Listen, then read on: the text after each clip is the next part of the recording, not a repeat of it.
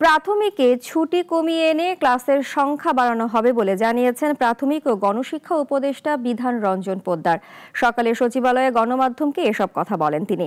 ঝরে পড়া শিক্ষার্থীদের উপানুষ্ঠানিক শিক্ষায় যুক্ত করা হচ্ছে জানিয়ে উপদেষ্টা বলেন ১৫০ উপজেলার স্কুলে দেয়া হবে মিড ডে মিল। বছরে ৩৬৫ দিনের মধ্যে প্রাইমারি স্কুলে ক্লাস হয় মাত্র ১৮০ দিন। এতে পড়াশোনার ক্ষতি হয় শিক্ষার্থীদের।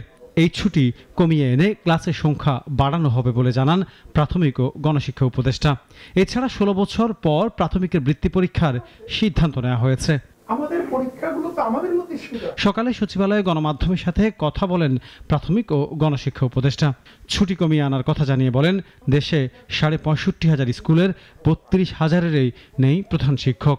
সহকারী শিক্ষকদের পদোন্নতি দিয়ে এই গ্যাপ পূরণ করা হবে বলেও জানান তিনি। দুঃখজনকভাবে এটা সত্য, যেখানে আমাদের ৬৫,০০০ স্কুল আছে সেখানে ৩২,০০০ স্কুলের প্রধান শিক্ষক নেই, এবং আপনারা কিন্তু অনবরত এগুলো পত্রিকাতে রিপোর্ট করছেন, এবং আপনারা যে আমাদের দুর্বলতাগুলো পত্রিকাতে তুলে ধরেন আমি এগুলোকে অ্যাপ্রিসিয়েট করি, এবং আমি সবসময় এগুলোর খবর রাখি এবং সেগুলোকে আমি তখনই রেফার করি আমার উপযুক্ত কর্মকর্তার কাছে যে বিষয়টাকে নজর দেওয়ার জন্য।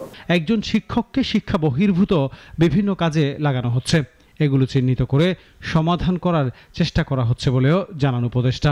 আমি দেখতেছি আমাদের একজন শিক্ষককে শিক্ষা বহির্ভূত বিভিন্ন কাজে বিভিন্ন মন্ত্রণালয় কাজে লাগাচ্ছে, যেন মানে শিক্ষাটা কোনো গুরুত্বপূর্ণ বিষয় না। আমরা চেষ্টা করতেছি এখন এটিকে চিহ্নিত করে এই বিষয়টা কেমন রোধ করা যায়।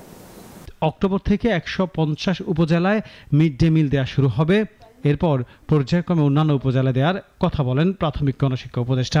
জানান, মিলে বান, ডিম, মৌসুমী ফল, দুধ এবং বিস্কুট দেওয়া হবে। প্রচারিত হবে।